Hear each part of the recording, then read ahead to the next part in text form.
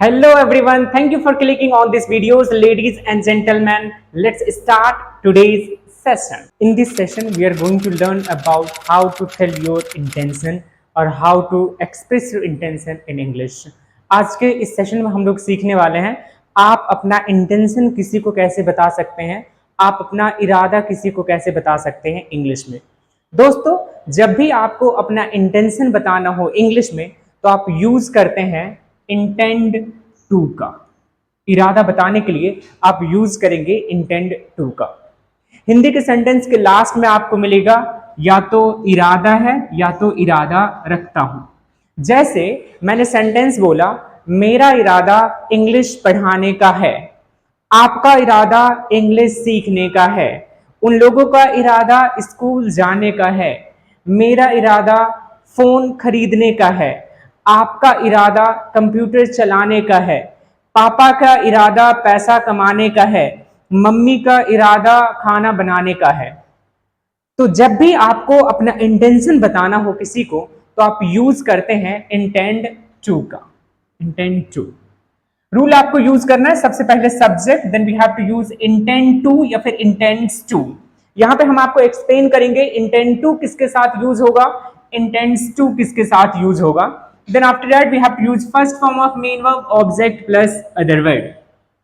दोस्तों, कुछ ऐसे सब्जेक्ट हैं जिसके साथ आपको इंटेंड टू का यूज करना है, कुछ ऐसे सब्जेक्ट हैं जिसके साथ आपको इंटेंड्स टू का यूज करना है। Just look at here. जैसे आपने पढ़ा होगा, एक होता है मेन वर्ब का फर्स्ट फॉर्म और मेन वर्ब का फिफ्थ फॉर्म। जब भी आप मेन वर्ब के फर्स्ट फॉर्म में एस या ईएस लगा देते हैं तो हो जाता है मेन वर्ब का फिफ्थ फॉर्म। जैसे गो तो क्या हो जाएगा, गोज। एज इट इज यदि हम लिखेंगे इंटेंड तो इसका क्या हो जाएगा, इसका हो जाएगा इंटेंड्स। और अगर हम लिखेंगे इंटेंड टू तो ये आपका हो जाएगा इंटेंड्स टू। अब देखते हैं किसके साथ इंटेंड टू का यूज करना है, किसके साथ इंटेंड्स टू का यूज करना है। तो यहां से आपको ये क्लियर होगा कि जो इंटेंड टू है वो है मेन वर्ब का फर्स्ट फॉर्म। जो इंटेंड टू है वो क्या है, मेन वर्ब का फर्स्ट फॉर्म। और जो इंटेंड्स टू है ये है मेन वर्ब का फिफ्थ फॉर्म। तो दोस्तों, आई, यू, वी, दे और कोई भी प्लूरल सब्जेक्ट हो तो आप यूज करेंगे इंटेंड टू का। अगर आपके पास सब्जेक्ट है ही, सी, इट या कोई भी सिंगुलर सब्जेक्ट है तो आप यूज करेंगे इंटेंड्स टू का या फिर मेन वर्ब के फिफ्थ फॉर्म का। आइए कुछ सेंटेंस देखते हैं। जैसे हमने सेंटेंस आपको बोला कि मेरा इरादा इंग्लिश बोलने का है, या फिर मैं इसी सेंटेंस को बोल सकता हूं मैं इंग्लिश बोलने का इरादा रखता हूं।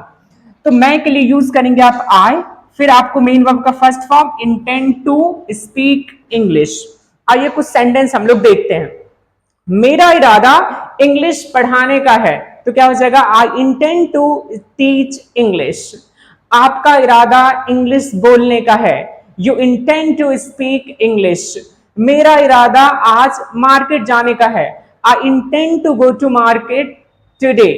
उसका इरादा बैठने का है, he intends to sit. Rohan का इरादा खेलने का है, रोहन इंटेंड्स टू प्ले। मेरा इरादा आपसे बात करने का है, I intend to talk to you. उन लोगों का इरादा घर जाने का है, they intend to go to home. दोस्तों, जब भी आप प्रेजेंट में अपना इंटेंशन बताना हो, आपको प्रेजेंट में अपना इरादा बताना हो किसी से तो आप यूज करते हैं इंटेंड टू या फिर इंटेंड्स टू का। अब यदि सेम इंटेंशन हमें अपना पास्ट में बताना हो, अपना इरादा यदि आपको पास्ट में बताना हो तो आप यूज करेंगे इंटेंडेड टू का। क्या हो जाएगा, इंटेंडेड टू।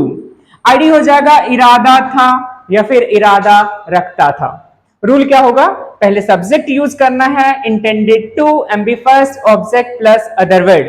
जैसे उसका इरादा खेलने का था, अब आप किसके बारे में बात कर रहे हैं, पास्ट के बारे में बात कर रहे हैं। तो दोस्तों, जब भी आप पास्ट के बारे में बात करेंगे तो इंटेंड का मेन वर्ब का सेकंड फॉर्म क्या हो जाता है, इंटेंडेड। और इंटेंड टू का क्या हो जाएगा, इंटेंडेड टू। तो रूल हो जाएगा subject intended to and B first object plus other word. जैसे उसका इरादा खेलने का था, ही वॉज, सॉरी अब यहां पे क्या होगा, वॉज नहीं होगा, वेट अ मोमेंट प्लीज। यहां से आप वॉज को क्या करेंगे, रिमूव कर देंगे, राइट। इसमें इज एम आर वॉज और वाला कोई भी चीज नहीं होता है।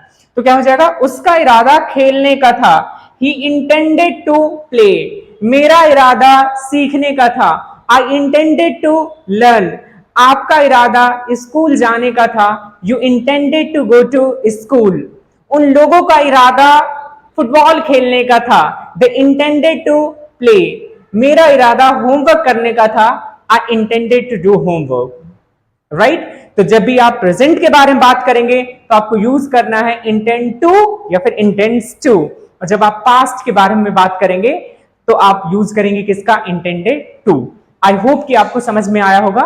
यदि आपको समझ में आया होगा तो आप कमेंट में हमें अपना इरादा, अपना इंटेंशन इंग्लिश में लिख के बता सकते हैं। Thank you very much for listening to me and thank you so much for watching our videos. Till then keep laughing, smiling and keep enjoying.